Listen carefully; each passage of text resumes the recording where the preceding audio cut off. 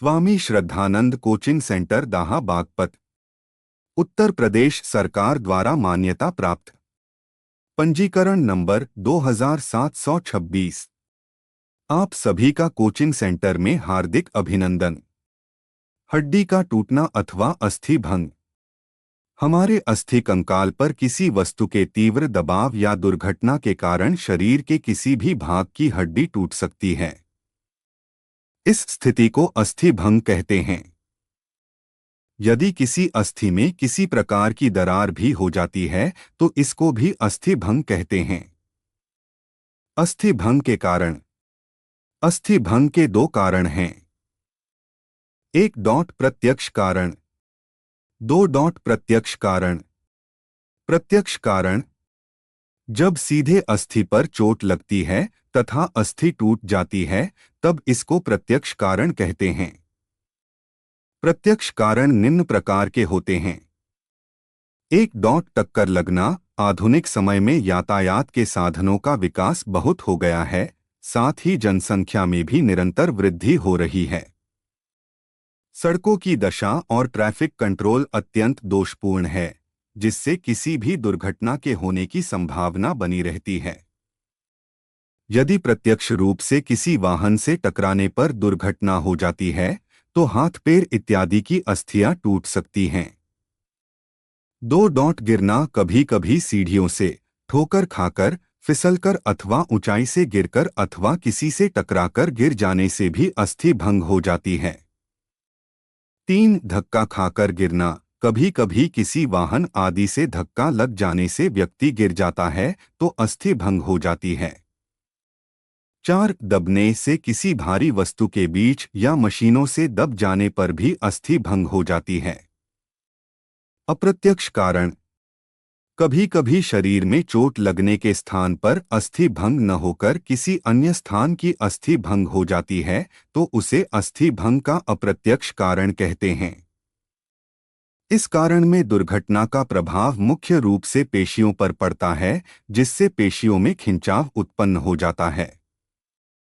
इस स्थिति में चोट एक स्थान पर लग जाती है, परंतु अन्य अंगों की पेशियां आवश्यकता से अधिक इतनी खिंच जाती हैं कि उसके आसपास के अंगों की अस्थियां भंग हो जाती हैं, जैसे ऊंचाई से गिरने पर पैर, हाथ अथवा रीढ़ की अस्थि का टूट जाना। अस्थि भंग की पहचान तथा लक्षण। 1. अस्थि भंग वाले स्थान पर असह्य पीड़ा होती है। 2. अस्थि भंग वाला स्थान सूज जाता है। 3. अस्थि भंग से अंग की क्रियाशीलता नष्ट हो जाती है। 4. शरीर के अंग की आकृति बिगड़ सकती है। 5. स्वाभाविक ढंग से उस अंग को हिलाने डुलाने में असह्य पीड़ा होती है। 6. कभी कभी दुर्घटना के फलस्वरूप अस्थियां भंग होकर उनके निकले भाग एक दूसरे के ऊपर चढ़ जाते हैं। 7. अस्थि को उचित प्रकार से स्पर्श करके टूटे स्थान को पहचाना जा सकता है। 8. अत्यधिक गंभीर दशा में रोगी बेहोश भी हो सकता है। 9. अस्थि भंग वाला अंग अस्वाभाविक रूप से हिलता डुलता है। 10. कभी कभी टूटी हुई अस्थि मांस व खाल को फाड़कर बाहर भी आ जाती है। 11. एक्स-रे द्वारा अस्थि भंजन का स्पष्ट दृश्य सामने आ जाता है। अस्थि भंग के प्रकार। अस्थि भंग वर्गीकरण के दो मुख्य आधार हैं। 1. चोट के आधार पर अस्थि भंग। 2. अस्थि की टूट के आधार पर अस्थि भंग। चोट के आधार पर अस्थि भंग। चोट के आधार से आशय है कि अस्थि भंग के स्थान अथवा उसके आसपास की मांसपेशियों की क्षति। इस प्रकार के अस्थि भंग 3 प्रकार के होते हैं। 1. साधारण अस्थि भंग। इसमें किसी अंग की केवल अस्थि टूट जाती है तथा आसपास के ऊतकों को अधिक क्षति नहीं साधारण पहुंचती है। 2. संयुक्त अस्थि भंग। इसमें टूटी अस्थि का एक सिरा मांस तथा खाल को फाड़कर बाहर निकल आता है। 3. जटिल अस्थि भंग। जब शरीर के विशेष व महत्वपूर्ण अंगों की अस्थियां भंग हो जाती हैं, जो इसे जटिल अस्थि भंग कहते हैं।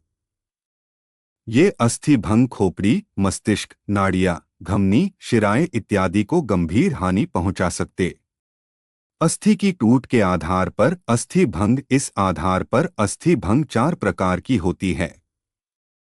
एक, बहुखंड टूट। अस्थि का अनेक छोटे छोटे भागों में टूट जाना ही बहुखंडीय टूट कहा जाता है।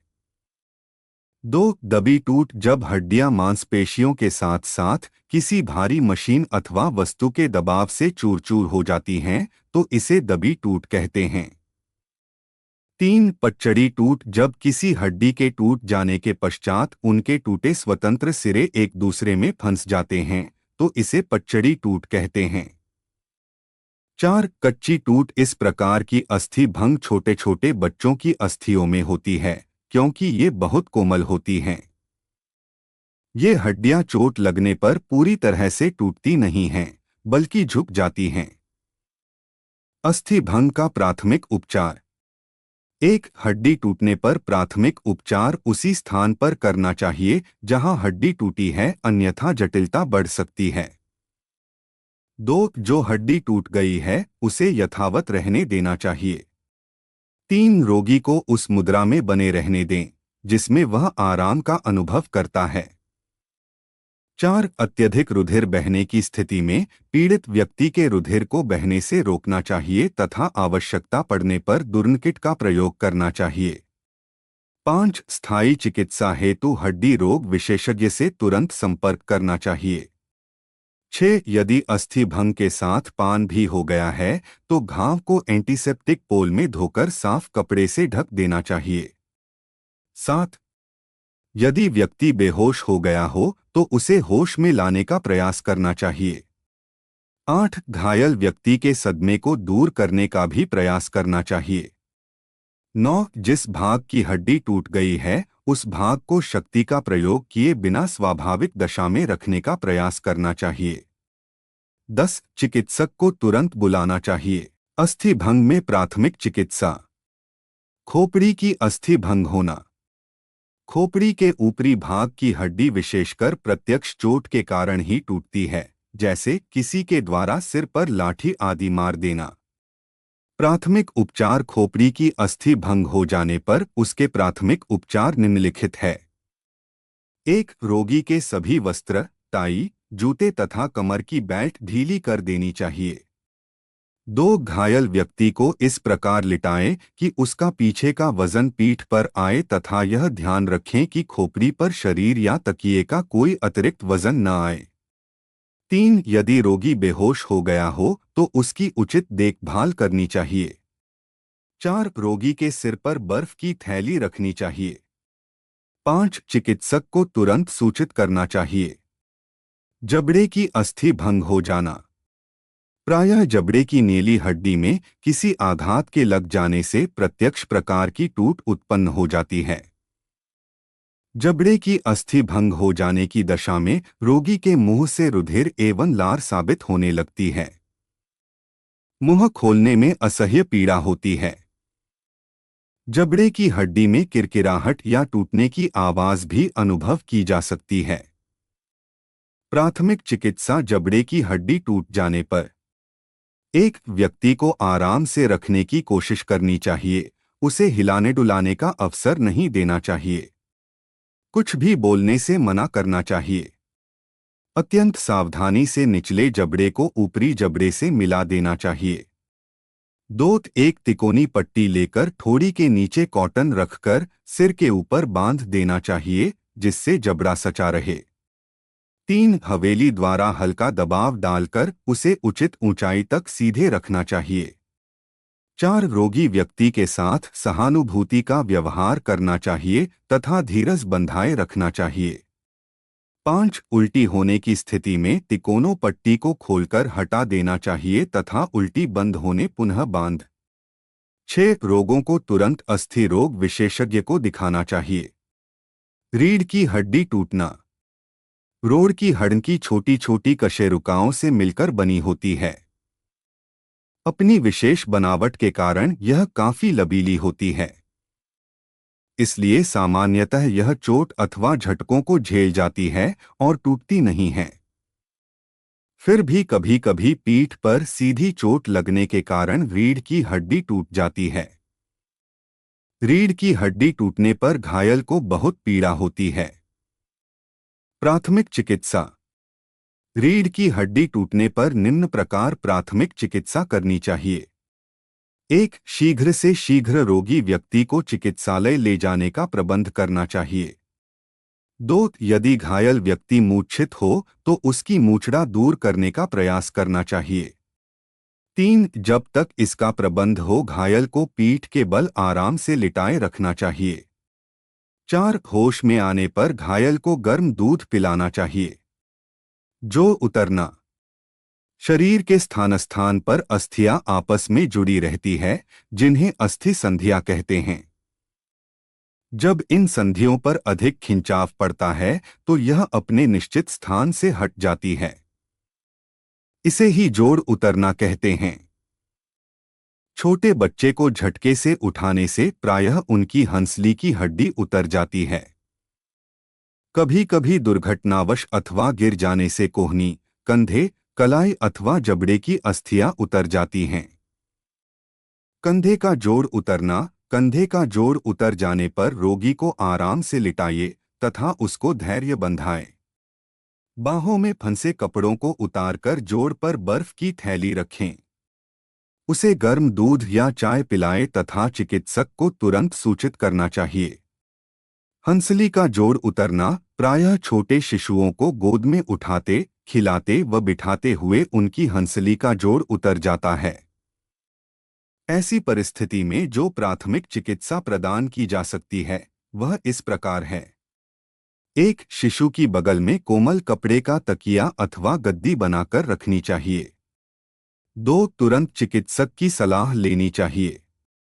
3. स्वयं शिशु की हड्डी से खिलवाड़ नहीं करना चाहिए। 4. शिशु का मन बहलाने का प्रयास करना चाहिए। कोहनी का जोड़ उतरना। कोहनी का जोड़ प्रायः बाल्यावस्था में उतरता है, जबकि हड्डियां और संधि बहुत ही कोमल होती है। कोहनी का जोड़ उतरने पर निम्नलिखित उपचार किया जाना चाहिए। 1. हाथ को क्रमशः धीरे धीरे मोड़े और सीने के साथ मिलाकर छोड़ देना चाहिए। 2. हाथ को छोटी सी झोली बनाकर लटका देना चाहिए। 3. तुरंत कुशल चिकित्सक से परामर्श करना चाहिए। मोच आना। शरीर में विभिन्न स्थानों की अस्थियों आपस में जुड़कर संधि बनाती हैं। इन संधिस्थलों पर, विशेषकर जहां थोड़ी बहुत गति होती है, दोनों अस्थियों को जोड़ने वाले कुछ बंधन सूत्र होते हैं। इन्हें स्नायु या लिगामेंट कहते हैं। जब किसी कारण से यह बंधन सूत्र खिंच जाते हैं अथवा अधिक खिंचाव के कारण टूट जाते हैं तो इससे वह अस्थिजोड़ अपनी सही स्थिति में नहीं रहता है। इस अवस्था को मोच आना कहते हैं। मोच की स्थिति में न तो अस्थि टूटती है और न ही उसमें किसी प्रकार की दरार आती है। मोच के लक्षण। 1. मोच आने पर प्रायः बंधक सूत्र खींचकर टूट जाते हैं, जिससे रुधिर भी बहने लगता है और जोड़ भी कमजोर हो जाता है। 2. सूजन के साथ साथ मोच के स्थान का रंग बदल जाता है। यह नीले रंग का हो जाता है। 3. थोड़ा सा हिलाने डुलाने पर असह्य पीड़ा होने लगती है। 4. जिस स्थान पर मोच आ जाती है उस अंग पर सूजन आ जाती है। प्राथमिक उपचार। 1. जिस अंग में मोच आ जाती है उस अंग को विश्राम की अवस्था में रखना चाहिए। 2. जिस अंग में मोच आ जाती है उस स्थान पर कसकर पट्टी बांध देनी चाहिए। 3. मोच वाले भाग पर बर्फ की थैली से सेंकना चाहिए। 4. यदि पट्टी से पीड़ा पहुंच रही हो तो उसे खोलकर अलग कर देनी चाहिए। 5. मोच खाए हुए अंग पर आयोडेक्स से धीरे धीरे मालिश की जाए तो उत्तम रहता है। 6. कभी कभी गर्म जल से भी सेंक देना चाहिए। अस्थि भंग तथा मोच में अंतर। अस्थि अंग। 1. अस्थि की टूट अस्थि में होती है। 2. अस्थि भंग अस्थि पर दबाव पड़ने अथवा चोट लगने के कारण होती है। 3. अस्थि भंग हड्डी में दरार पड़ने अथवा टूट जाने के कारण होती है।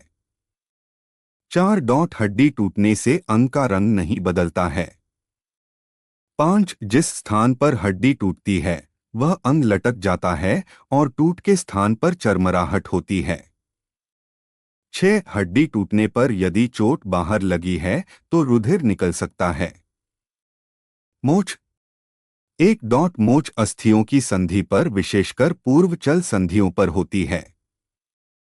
2. मोच संधि पर खिंचाव पड़ने ऊंचा नीचा होने के कारण होती है। 3. मोच संधि को बांधे रखने वाले बंधन सूत्रों अर्थात स्नायुओं में खिंचाव अथवा टूट जाने को कहते हैं। 4. जिस स्थान पर मोच आती है उसे स्थान पर रंग नीला या काला पड़ जाता है। 5. मोच से न तो अंग लटकता है न ही संधि पर चरमराहट ही होती है। 6. मोच में सामान्यतः रुधिर बाहर नहीं निकलता है। कटा हुआ घाव। तेज चाकू, कैंची, ब्लेड, छुरी आदि से घर पर कार्य करते समय असावधानीवश शरीर की त्वचा कट जाती है अथवा घाव हो जाता है। ऐसे ही घाव अन्य वस्तुओं जैसे टिन की चादर से, डिब्बा बंद खाद्य पदार्थों की सील वाली टिन से या अन्य मशीनों आदि से भी हो जाते हैं। इस प्रकार के घाव गहरे, किनारों पर पतले चिकने होते हैं, कभी कभी मांस दिखने लगता है और रुधिर का प्रवाह तीव्र होता है। प्राथमिक उपचार। 1. कटे घाव से रुधिर तेज बह रहा हो तो साफ कपड़ा लेकर उसे जल से भिगोकर निचोड़कर घाव पर कसकर बांध देना चाहिए। 2. यदि घाव का आकार बड़ा हो तो घाव वाले अंग में कुछ ऊंचाई पर प्रवाह रोकने हेतु बंध लगा देना चाहिए। 3. रुधिर प्रवाह की विपरीत दिशा में झोली लगा देनी चाहिए ताकि हाथ को सहारा मिल सके तथा रुधिर प्रवाह भी प्रतिकूल हो जाए। 4. डिटॉल, सेवलॉन आदि से कटे भाग को धीरे धीरे घो देना चाहिए। 5. तुरंत चिकित्सक से संपर्क करके बड़े घाव का स्टिचिंग कराना चाहिए। फटा हुआ घाव। जब घाव ईंट, पत्थर तथा अन्य किसी यंत्र के दबाव के कारण हो जाते हैं तो उन्हें फटे घाव कहते हैं। इन घावों का आकार, प्रकार तथा घाव की प्रकृति अलग अलग होती है। इस प्रकार के घावों में चोट लगने वाली वस्तु से कीटाणुओं के संक्रमण की आशंका बनी रहती है। प्राथमिक उपचार। 1. फटे घाव को विसंक्रमित पदार्थ या घोल से तुरंत धो देना चाहिए। 2. तेज रुधिरस्राव की दशा में बंध लगा देना चाहिए। 3. रुधिरस्राव हो रहा हो तो तुरंत भीगा कपड़ा लपेट देना चाहिए। 4. रोगी व्यक्ति को धैर्य एवं पूर्ण विश्राम प्रदान करना चाहिए। 5. टिटेनस का तुरंत टीका लगवाएं व चिकित्सक को सूचित करें। कुचला हुआ घाव। भारी मशीन या अन्य ऐसे ही कारणों से शरीर का कोई अंग दबकर कुचलने से घाव बन जाते हैं। इन्हें ही कुचले घाव कहा जाता है। इस स्थिति में प्रायः रुधिरस्राव अपेक्षाकृत कम होता है, परंतु उस स्थान पर तेज नीलेपन के साथ सूजन आ जाती है। इसका कारण यह है कि रुधिर त्वचा के अंदर के घाव के ऊपर जमा हो जाता है। इस स्थिति में भी असह्य पीड़ा होती है। प्राथमिक उपचार। इस स्थिति में भी उपर्युक्त उपचार फटे घाव की तरह ही प्रदान किया जाता है। छिद्रा हुआ घाव। वे घाव जो नुकीली वस्तुओं के सिरों द्वारा होते हैं छिद्रे घाव कहे जाते हैं, जैसे सुई, सिलाई मशीन की सुई, क्रोशिये की सुई, पैर में कील, ऑलपिन का चुभ जाना, कांटा लगना आदि।